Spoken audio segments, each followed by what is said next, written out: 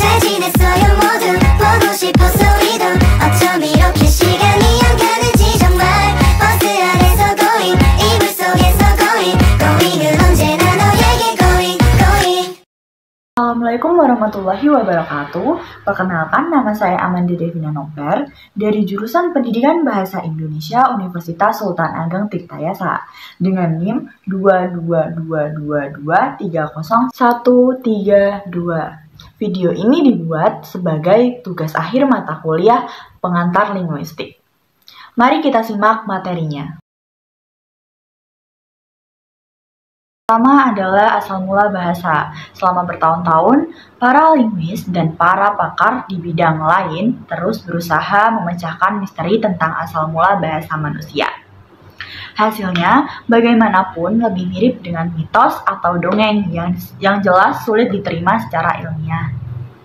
Baik, berikut adalah upaya manusia dalam mempelajari bahasa. Yang pertama ada mitos bahasa. Mitos bahasa diawali dari sekitar abad ke-17 sebelum Masehi. Kisah klasik Mesir tentang Kaisar Psammetichus mencoba menentukan bahasa mana yang paling pertama digunakan manusia. Ia mengambil 2 bayi dari keluarga biasa dan memberikan mereka kepada seorang gembala untuk menjaga mereka. Gembala itu hanya diminta untuk memberi mereka makan dan minum. Menurut asumsi Kaisar, si bayi akan berbicara jika waktunya tiba. Percakapan bayi pertama akan menunjukkan dari bahasa apa sebenarnya semua bahasa di dunia ini berasal.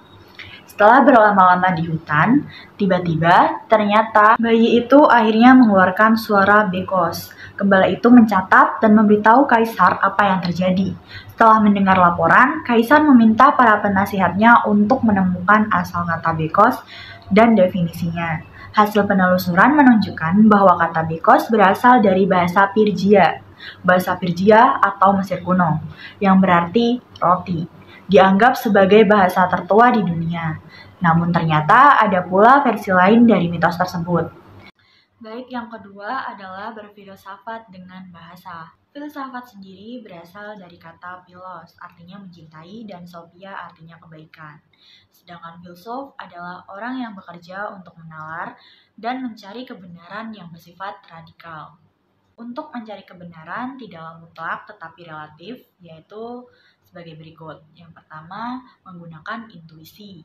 Yang kedua, menggunakan agama karena mutlak. Dan yang ketiga, menggunakan budaya. Dan yang terakhir, menggunakan ilmu pengetahuan. Menurut Aristoteles, bahasa memiliki sekelompok kata, dan kata itu dikategorikan menjadi 2. Yang pertama, onoma atau nomina, dan rema atau verba. Selanjutnya, yang ketiga, mengkaji dengan motivasi agama, yaitu seperti cerita pendeta Hindu bernama Panini yang berupaya mengumpulkan kata-kata untuk berdoa supaya tahu pengucapan dengan benar disertai fonetiknya. Buku yang ditulis Panini adalah Vyakarana, namun buku tersebut sulit untuk dibaca. Jadi muridnya yang bernama Patanjal mengarang buku yaitu Mahabhasa untuk membantu menafsirkan buku Vyakarana. Yang terakhir adalah mengkaji bahasa dengan disiplin ilmu pengetahuan. Ilmu pengetahuan ada 2 kata dan memiliki makna yang berbeda. Ilmu sendiri memiliki pengertian pengetahuan yang sudah tersistematis. Sedangkan pengetahuan sendiri adalah sesuatu yang kita peroleh dengan menggunakan indera. Sesuatu ini bisa disebut ilmu jika sudah ada perangkat yakni eksplisit atau punya perangkat istilah yang lengkap dan tidak bertentangan. Dan tersistematis, ada manfaatnya, serta bersifat teoritis. Materi selanjutnya adalah hakikat bahasa. Para pakar bahasa mengatakan sulit untuk menentukan jumlah bahasa yang digunakan manusia sebagai alat komunikasi di dunia ini. Tentu saja ada banyak alasan mengapa jumlah bahasa sulit ditentukan. Beberapa di antara adalah 1. Penelitian bahasa yang terus berlanjut. Hal ini memungkinkan penemuan bahasa baru yang belum pernah teridentifikasi sebelumnya. Yang kedua, ada genosida linguistik, yaitu kepunahan bahasa yang berhenti diwariskan kepada generasi selanjutnya. Dan yang terakhir adalah pengakuan penutur, yaitu keyakinan bahwa bahasa yang mereka gunakan tidak digunakan, dan kekeliruan terjadi di sini karena penutur sering menganggap bahasa mereka berbeda dari bahasa lain.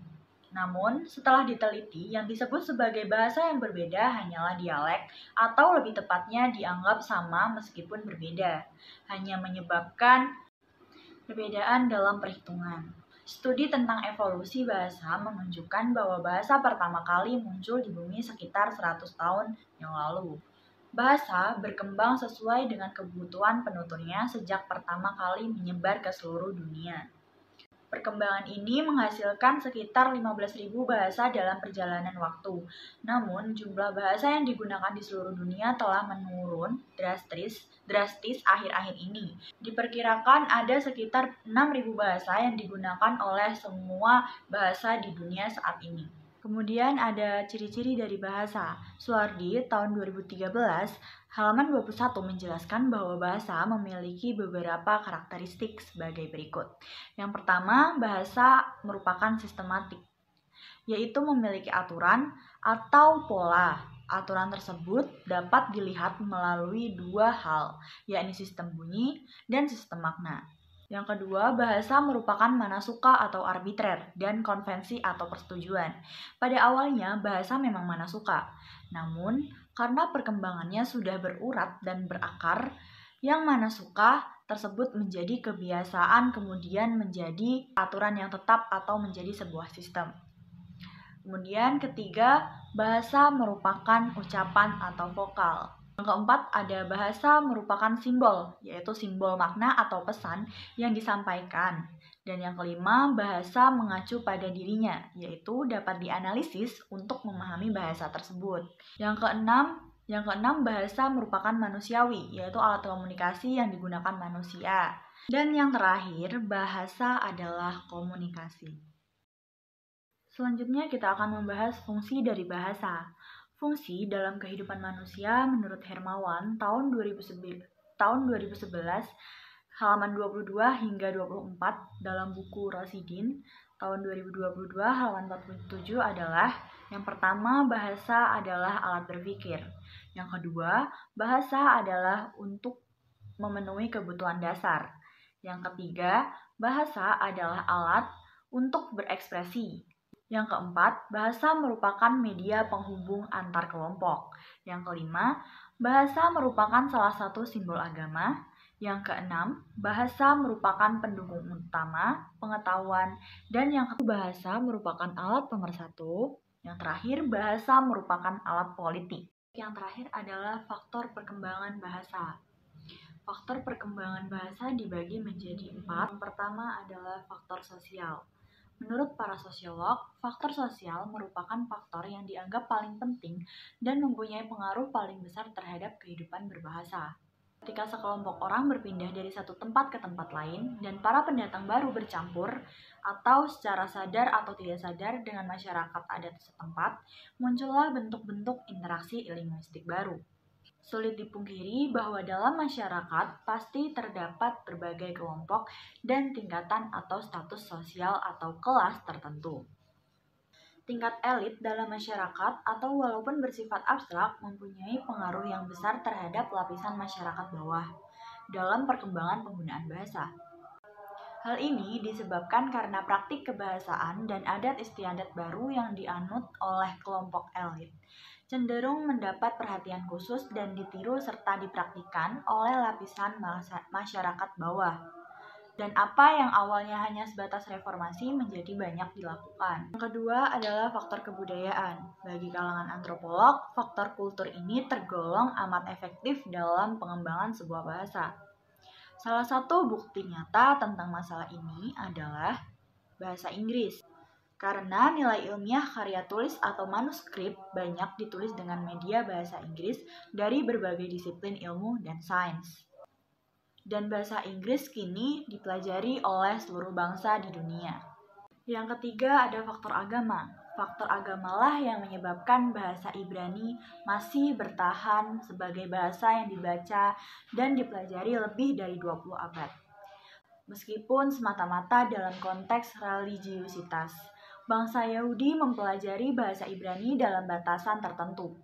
karena bahasa tersebut digunakan dalam kitab Perjanjian Lama.